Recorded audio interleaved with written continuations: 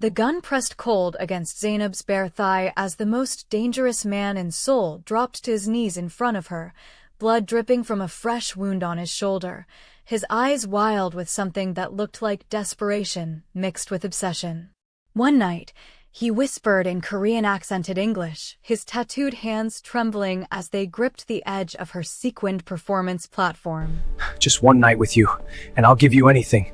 Money, protection, freedom, but if you say no, I can't guarantee what my enemies will do when they find out I've been coming here every Friday. For 6 oaths just to watch you dance. And if you think you know where this is going, you don't. Hit that like button if you're already feeling uncomfortable, because it gets so much worse. The bass thundered through Club Obsidian's walls as Zainab moved under the violet lights, her dark skin gleaming with body oil, her Senegalese twists swinging with each deliberate movement.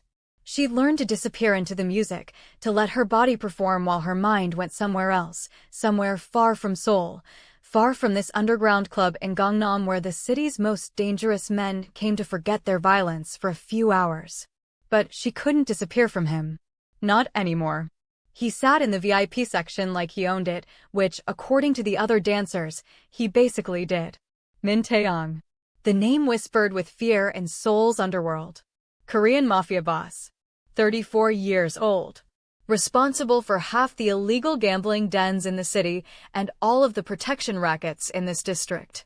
And for 6 months, every single Friday night, he'd been here. Watching her. Just watching. Never touching. Never requesting a private dance. Just those dark eyes following her every movement like she was the only woman in the room, in the city, in his entire violent world. It terrified her more than the men who grabbed, who demanded, who thought money bought them ownership of her body. Because those men were predictable. Taeyong was something else entirely. The song ended. Zainab collected the bills thrown on stage, mostly won, some dollars from foreign businessmen, and headed backstage. She had 15 minutes before her next set. 15 minutes to breathe, to remember she was human, to count the money that would eventually buy her freedom from this place. He asked for you. Mi-sun, another dancer, appeared beside her locker.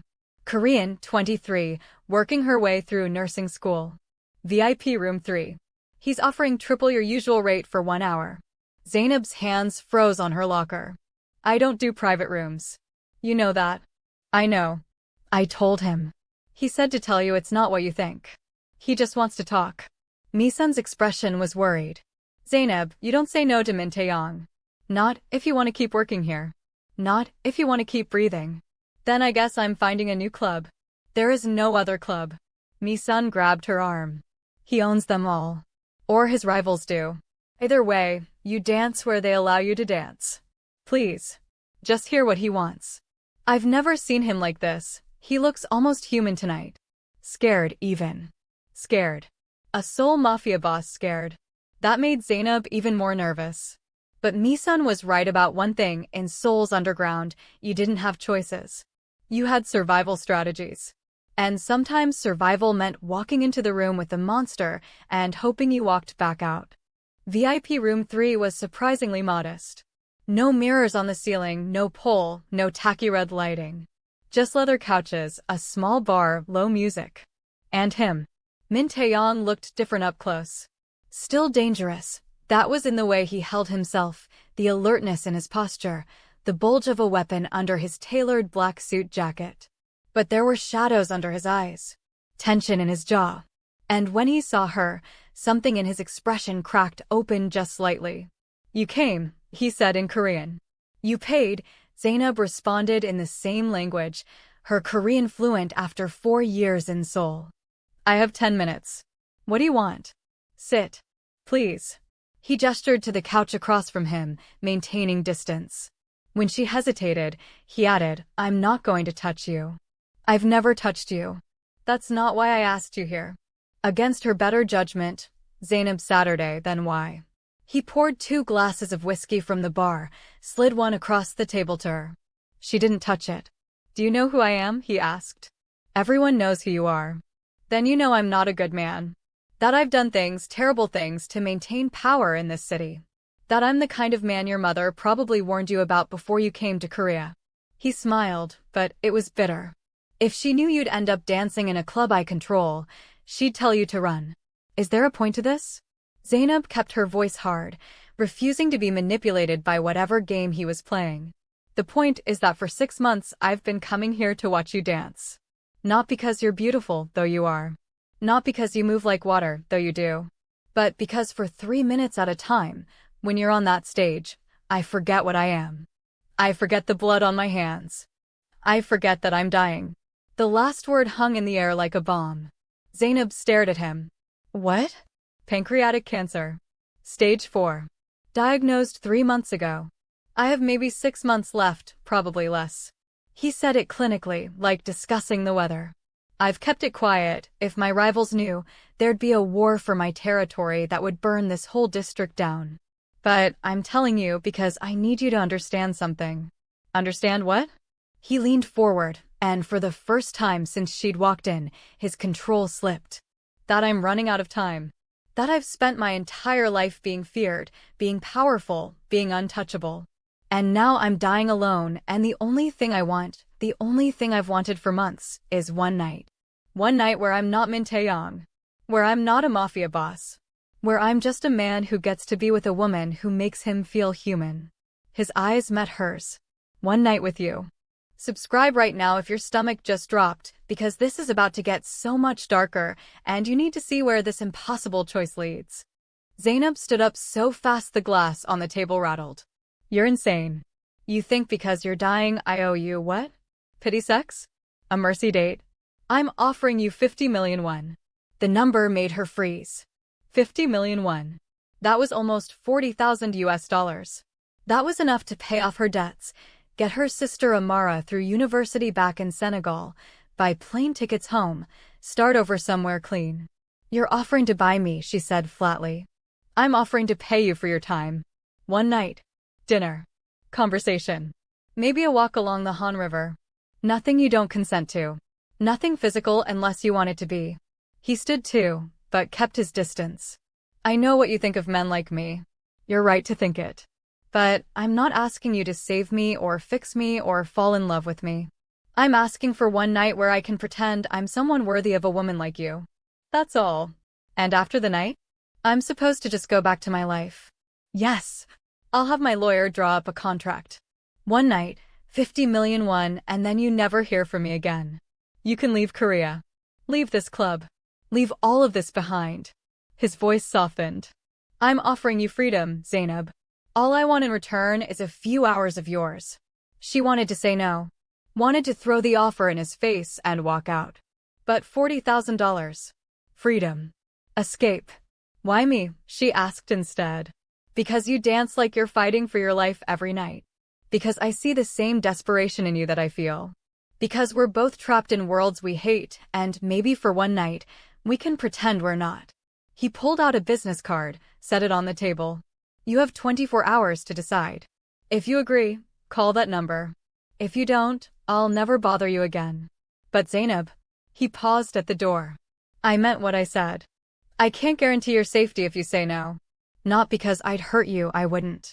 But because my enemies have noticed me coming here. They're watching you now too. They'll use you to get to me whether you're involved with me or not. At least if you take the deal, you'll have the money to disappear properly. He left her alone in that room with a business card, a glass of whiskey, and an impossible choice. Zainab made it back to her tiny apartment in Itaewon at 3 a.m., exhausted, confused, terrified. She lived in a Gaziwan, a shoebox-sized room with a shared bathroom down the hall, because it was all she could afford on a dancer's income after sending money home to her family. Her phone buzzed. A message from her mother in Dakar, *, Amara's school fees are due next month. Can you send extra? I'm so proud of you, my daughter. You're saving our family. *. Zainab threw the phone across the room. Saving the family. Right. By dancing half-naked for criminals and considering selling one night of her life to a dying mafia boss for enough money to finally breathe. She picked up Taeyong's business card. Turned it over. On the back, handwritten in English, *, I know you'll do what's right for you. Whatever you choose, I respect it. Empty asterisk. The respect felt worse than a demand would have. Because it meant he was giving her real choice, real agency, which made this so much harder than if he'd just been another entitled criminal expecting compliance. She didn't sleep that night. Instead, she researched him. Found news articles about gang violence, territory disputes, a scandal involving a politician, and illegal gambling dens. Found one photo from years ago, him at a wedding, smiling next to a beautiful Korean woman in a white dress. Zainab dug deeper. Found an obituary from 3 years ago. The woman's name was Haewon. Dead at 28 from a car accident. Taeyang's wife. The pieces started fitting together.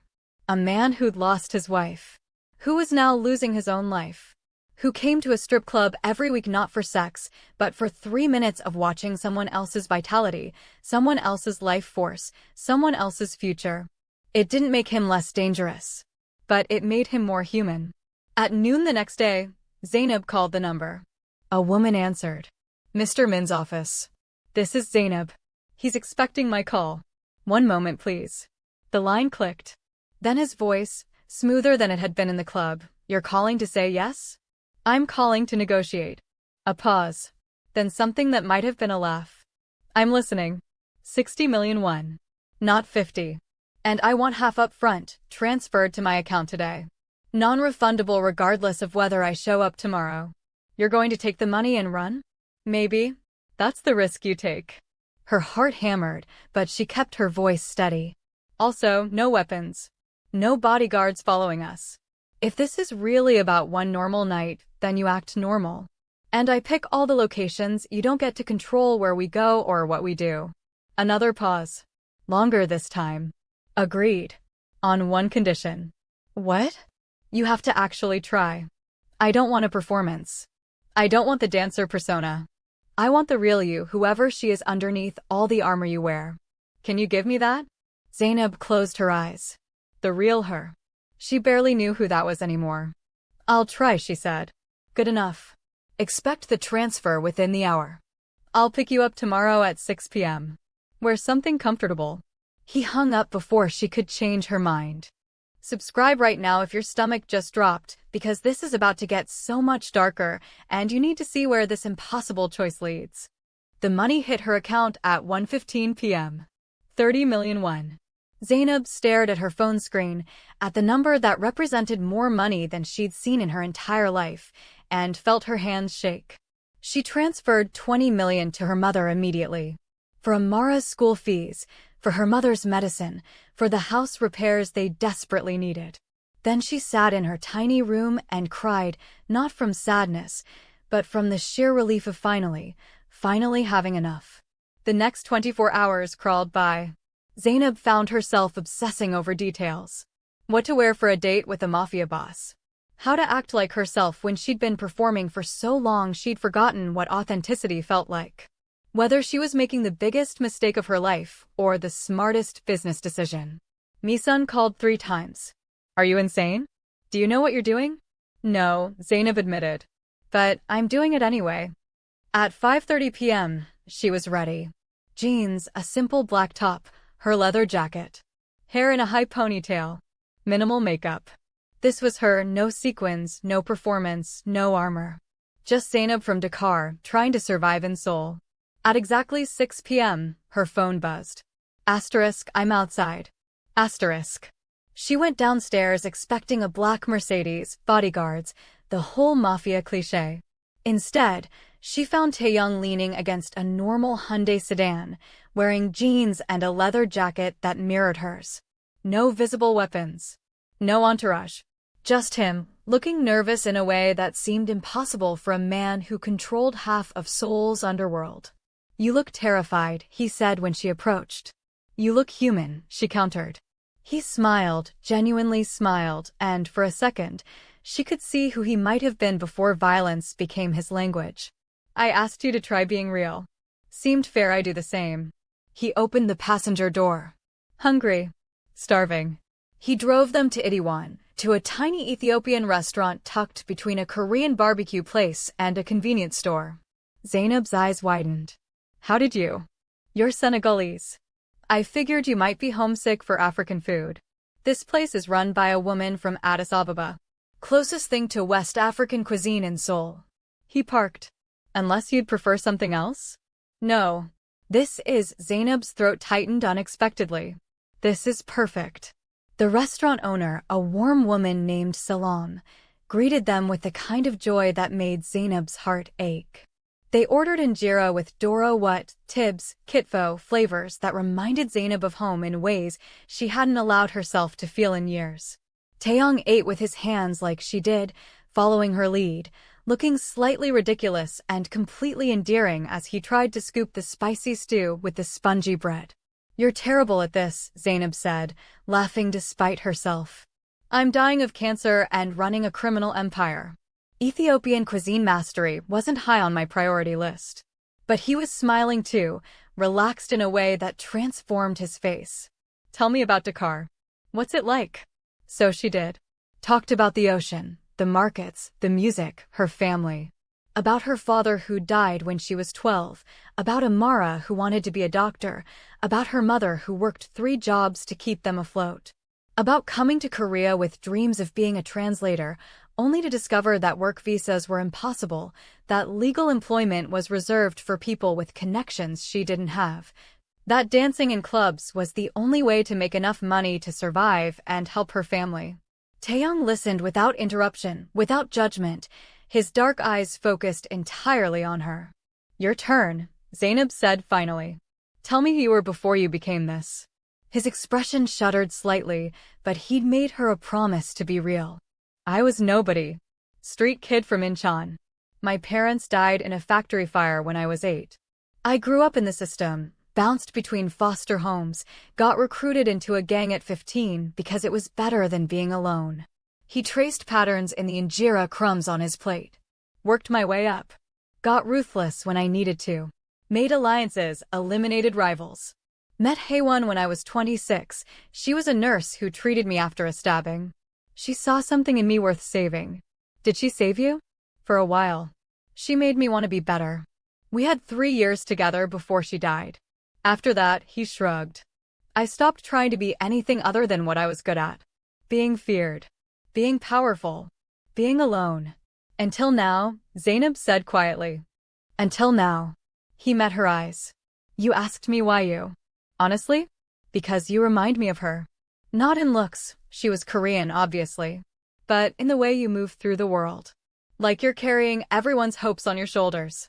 Like you're too strong to break even though you're already broken. Like you deserve so much more than what life gave you." The words landed like punches. Zainab looked away, unable to hold his gaze. "Don't romanticize me. I'm a stripper making a business transaction with a criminal. There's nothing noble about either of us. Maybe not. But we're honest about what we are. That counts for something." They left the restaurant as Salam was closing, her warm goodbye ringing in Zainab's ears.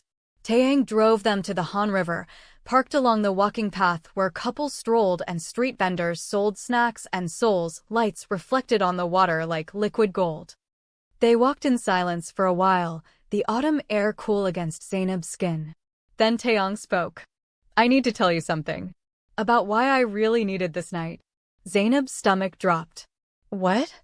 "My doctor gave me 3 months. Maximum. The cancer's spreading faster than they predicted. I'm starting to feel it now, the pain, the weakness. I've been hiding it well, but it's getting harder." He stopped walking, turned to face her. "In 2 weeks, I'm checking into a private facility in Switzerland. Experimental treatment. It probably won't work, but I'm trying anyway because I'm too much of a coward to just accept death. That's not cowardice. That's survival. Maybe. But it means I'm leaving Korea. Leaving the business. And before I go, he struggled with the words. I needed to feel human one more time. To remember that I'm not just the sum of my violence. To have one good memory to take with me into whatever comes next." Zainab's eyes burned. "Why are you telling me this?" "Because you deserve to know what you're really giving me. It's not just a night.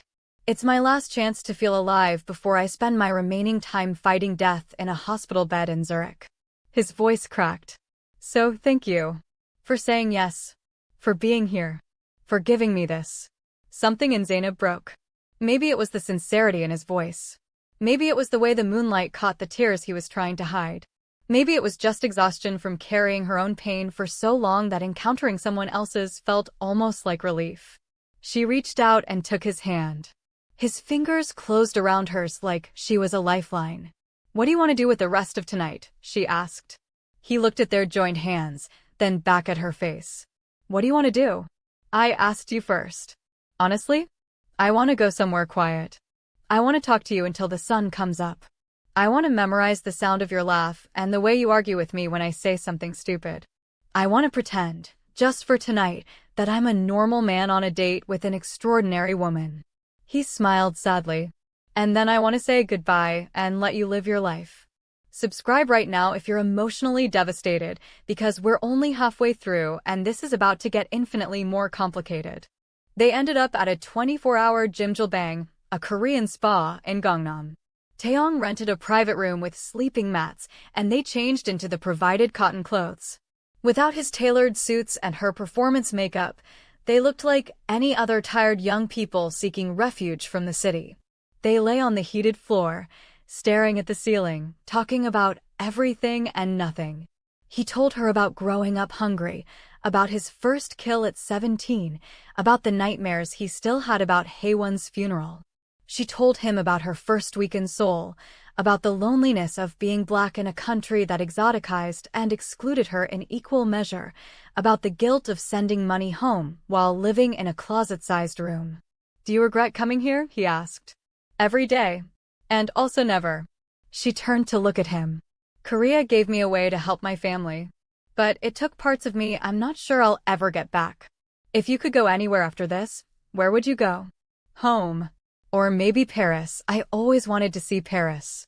Somewhere I could just be Zainab without performing, without surviving, without constantly being on guard." She paused. "What about you? If you weren't sick, where would you go?" "Nowhere. I'd stay here and keep doing what I do because it's all I know." He smiled bitterly. "That's the difference between us. You're trapped by circumstances. I'm trapped by choice. You deserve better than what you have. I deserve exactly what I'm getting. Nobody deserves cancer. Don't I? I've killed people, Zainab. Hurt people. Destroyed families to build my empire. Maybe this is karma. Or maybe it's just random biological cruelty and has nothing to do with morality." She rolled onto her side to face him fully. "You're not asking me to absolve you, are you? Because I can't do that. I can't make you clean. No. I'm just asking you to see me. All of me. The good and the terrible. And still choose to be here for these few hours." His hand found hers again in the space between their mats. "Is that okay?" "Yes," she whispered. "That's okay." They fell asleep like that, hands linked, two broken people finding temporary shelter in each other's honesty. Zainab woke to sunlight streaming through the small window and Taeyong watching her with an expression she couldn't quite read. "How long have you been awake?" she asked. "An hour. Maybe more. I didn't want to miss any of this." He sat up slowly, wincing slightly. The pain was visible now that she knew to look for it. "It's 7 a.m. Our night's technically over." "Technically," she agreed. "The other 30 million will be in your account within the hour." "As promised." He stood, stretched carefully. "Thank you, Zainab. For everything." She should let him go. Should take the money, say goodbye, move on with her life like they'd agreed. Instead, she heard herself say, "What if I don't want it to be over?" He froze. "What?" "The night. What if," she stood too, facing him. "What if I want more nights? Not for money. Just because I want them." "Zainab, you don't have to." "I know I don't have to. I'm choosing to." The words tumbled out faster now. "You said you're leaving for Switzerland in 2 weeks. What if we spent those 2 weeks together? Not as a transaction. Not as a mafia boss and a stripper. Just as two people who see each other clearly and still choose this anyway." His face cycled through shock, hope, fear. "Why would you want that?" "Because for the first time in 4 years, I spent a night being myself instead of performing. Because you made me feel human too. Because we're both running out of time, you literally, me metaphorically, and I'm tired of wasting my life being afraid. I'm still dying. That doesn't change. I know. And in 2 weeks, you'll go to Switzerland and I'll probably never see you again. But right now, in this moment, I want more of this. She stepped closer. Unless you don't. He laughed, the sound raw and disbelieving. I want it more than I've wanted anything in years. But Zainab, if you do this, if you're seen with me, if people know you matter to me, you become a target. My rivals will come after you to hurt me. It's dangerous. Everything in my life is dangerous. At least this way, I choose my danger. She touched his face, felt him lean into her palm like he was starving for gentleness. 2 weeks. Give me 2 weeks of real, and then you can go save your life and I can go live mine. Deal? He pulled her close, rested his forehead against hers. Deal. But on one condition. What? You quit the club. Tonight. I don't want you dancing there anymore, not because I'm jealous or controlling, but because you deserve better and now you have the money to choose better. Please. She thought about Club Obsidian, about the men who grabbed, about the manager who took 40% of her earnings, about performing night after night until her body ached and her soul went numb. Okay, she said. I quit. Hit that like button if you're screaming at the screen, and tell me in the comments whether this is beautiful or completely reckless, because these next 2 weeks are about to change everything. 2 weeks that followed existed outside of normal time. Taeyong cleared his schedule as much as a mafia boss could, delegating responsibilities to his lieutenants, stepping back from the daily violence that had defined his life. Zainab quit Club Obsidian, walked in, told the manager she was done, and walked out before he could argue. They spent their days exploring Seoul like tourists. Visited palaces and temples, ate street food in Myeongdong, took the cable car up Namsan Tower at sunset. Taeyong moved carefully, tiring more easily each day, but he never complained. Zainab watched him deteriorate in small increments, the pallor creeping into his skin, the way he pressed his hand to his side when he thought she wasn't looking, the pills he took with increasing frequency. But there were good moments too. Great ones. He taught her Korean curse words that made her laugh until she cried. She taught him Wolof phrases that he butchered spectacularly. They had food fights in his apartment, danced badly to old American R&B in his living room, stayed up late watching terrible Korean dramas and arguing about plot holes. They didn't sleep together, not in that way. They shared a bed, held each other through nightmares, traced scars, and told stories about how they got them. But Taeyong refused to take more than she freely offered, and Zainab found herself grateful for his restraint even as part of her wanted to cross that line. On day 9, everything changed. They were at Taeyong's apartment in Gangnam, a massive penthouse that looked like it belonged in a magazine, when his phone rang. He glanced at the screen and his expression went cold. I need to take this. He stepped onto the balcony. Zainab couldn't hear the conversation, but she could see his body language shift from relaxed to rigid. When he came back inside, he looked like the mafia boss again instead of the man she'd been falling for. What's wrong? My second-in-command just got arrested. Someone tipped off the police about our gambling operations in Gangbuk. Half my operations being raided as we speak. He was already pulling on his jacket, checking his gun. I need to go handle this. I'm coming with you. Absolutely not. This is business, dangerous business. You stay here where it's safe. You don't get to decide that. Either I'm part of your life for these 2 weeks or I'm not. Which is it? He stared at her, jaw tight. Then, fine. But you do exactly what I say. No arguments. Understood. Understood. The gambling den was in Gangbuk, in a neighborhood where even the streetlights looked nervous. Taeyong's remaining men had secured the location, but police cars still circled like sharks. He parked 3 blocks away, turned to Zainab. Last chance to stay in the car. Not happening. They walked into chaos. Taeyong's men were destroying computers, burning documents, clearing out anything incriminating before the police could get warrants. His second-in-command, a scarred man named Kang, was being held in a back room, his face bruised from interrogation. Who talked? Taeyong's voice was ice. We don't know, boss. Could be anyone. Find out. I want names by morning. He turned to start giving orders, and that's when Zainab saw him. The man in the corner, watching everything with cold calculation. Younger than Taeyong, sharply dressed, with a smile that promised violence. That's Park Ji-hoon, one of Taeyong's men whispered to another.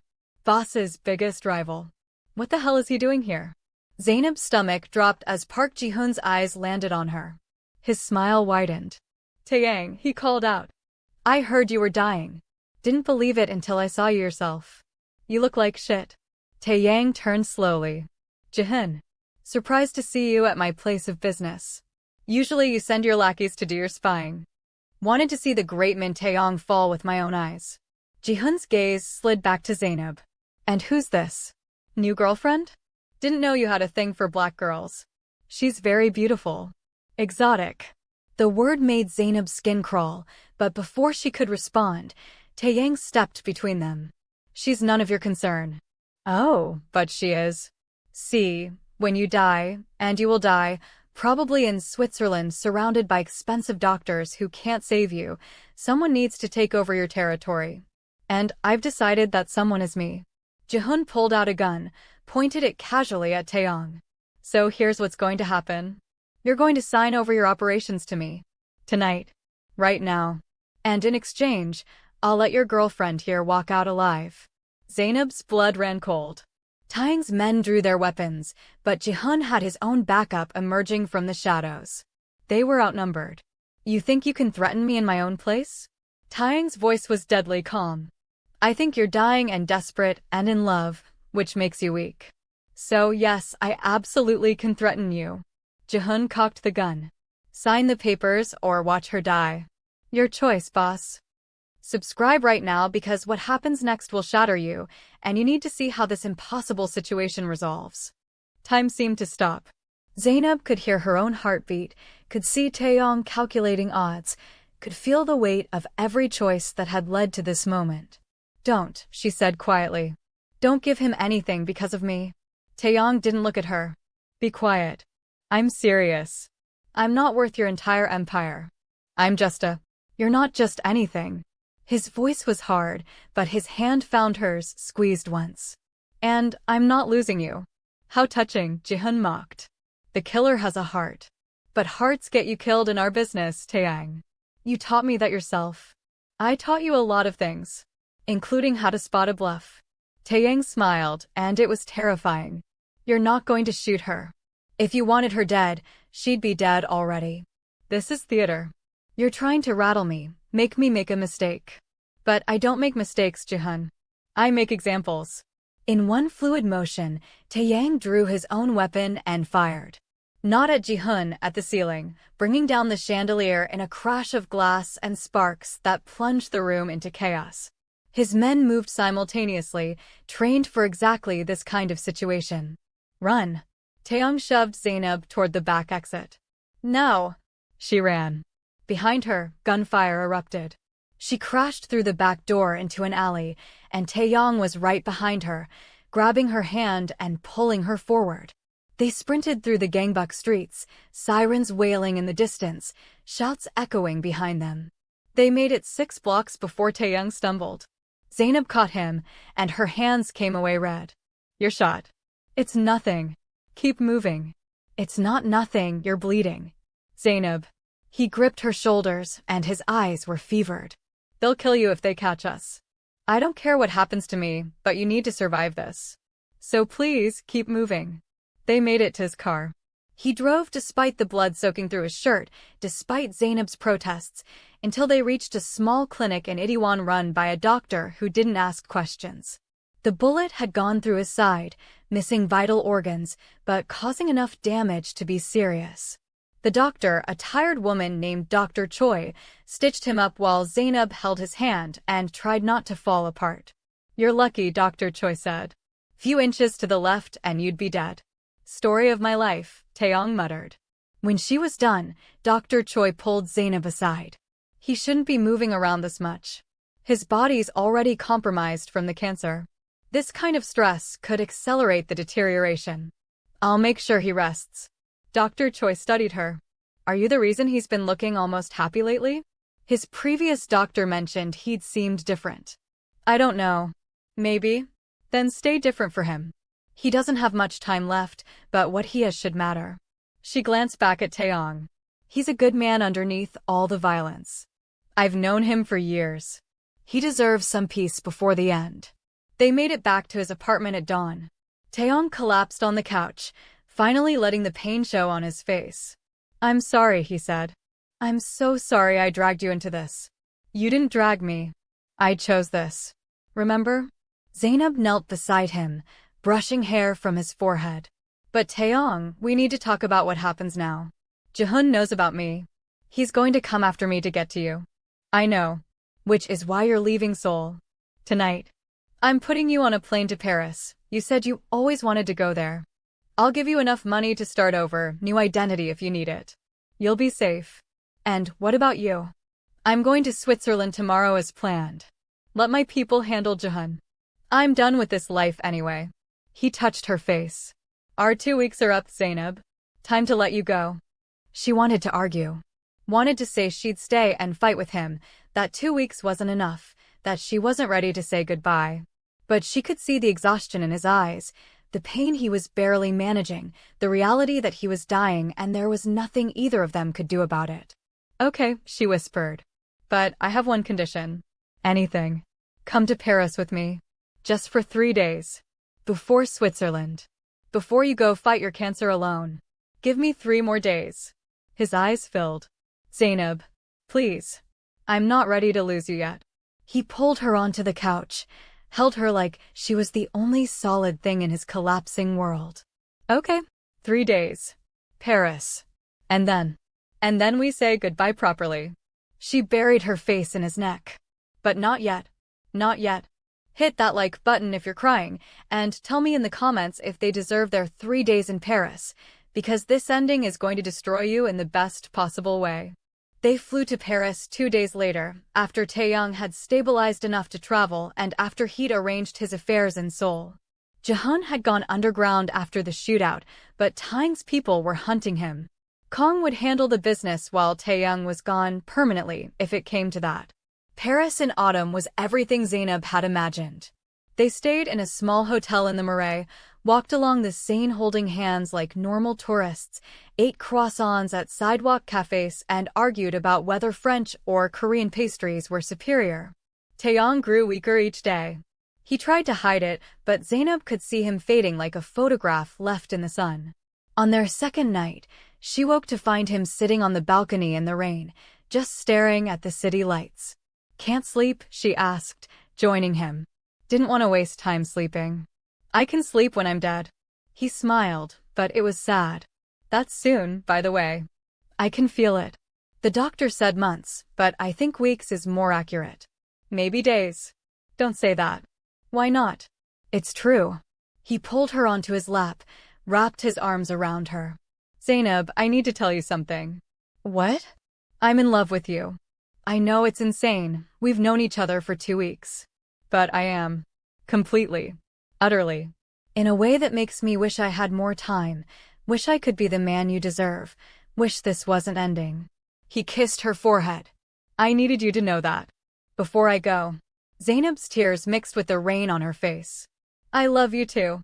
I shouldn't, and it's probably the stupidest thing I've ever felt, but I do. I love you, Min Taeyong. I love the man you are underneath the violence. I love the way you see me.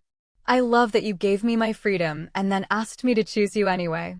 They made love that night for the first and only time, rain falling outside the windows, Paris lights painting shadows across their skin. It was tender and desperate and perfect, and when it was over, they held each other until dawn like they could stop time through sheer force of will. On the 3rd day, their last day, they visited the Louvre. Taeyang was exhausted, leaning heavily on a cane he'd finally accepted using, but he insisted on seeing the museum. They stood in front of the Mona Lisa, surrounded by tourists, and Taeyong said, "She's smiling because she knows something no one else does. A secret that makes all of this life, death, pain, make sense." "What do you think the secret is?" "That none of it matters except the people we love. That we're all dying from the moment we're born, so the only thing that counts is how we spend the time we have." He turned to her. "I spent my time becoming a monster. But these last 2 weeks with you? That's the only part of my life I'm proud of. The only part worth remembering." Zainab couldn't speak past the lump in her throat, so she just held his hand tighter. That night, he gave her an envelope. Inside was a plane ticket to Dakar, a bank account number with more money than she'd ever dreamed of, and a letter. "Don't read it until I'm gone," he said. "But when you do, know that every word is true." "When do you leave for Switzerland?" "Tomorrow morning. Early flight."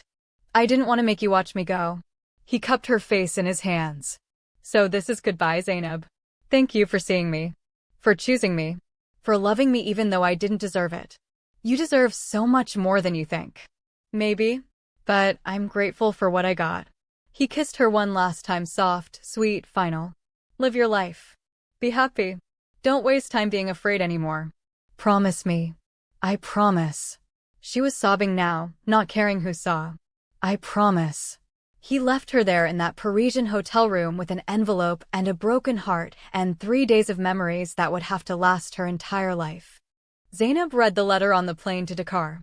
It was long, handwritten in careful English, and it said everything he hadn't been able to say to her face. How she'd changed him. How she'd given him hope when he'd had none. How he wished they'd met in another life, where he wasn't dying and she wasn't running, and they could have had something real. The last lines broke her. Asterisk, "I don't believe in much, but I believe in you. I believe you'll do extraordinary things with the freedom I helped by you. I believe you'll change the world in small ways every day just by existing in it. I believe that somewhere, in some version of reality where cancer doesn't exist and mafia bosses can fall in love with strippers and have happy endings, we're still together. And that's enough for me. Thank you for everything, my beautiful Zainab. Thank you for being my last good thing. Taeyong." 3 weeks later, she got the news from Kong. Taeyong had died in Switzerland. Peacefully, in his sleep, after one failed round of treatment. He'd left instructions for his empire to be dissolved, his wealth distributed to charity, his men offered legitimate jobs in companies he'd secretly owned. He'd left Zainab enough money to never worry again, plus a deed to a small apartment in Paris and one final note. Asterisk, "In case you want to come back someday. I'll be watching over you wherever I am." Subscribe right now and drop a comment telling me how this story made you feel. Hit that like button if you believe love can exist even in the darkest circumstances. Share this if you think everyone deserves someone who sees them clearly and loves them anyway, even if only for 2 weeks. This is for everyone who's ever made an impossible choice and survived it. Thank you for being here. Thank you for listening. And thank you for believing that even broken people deserve beautiful endings.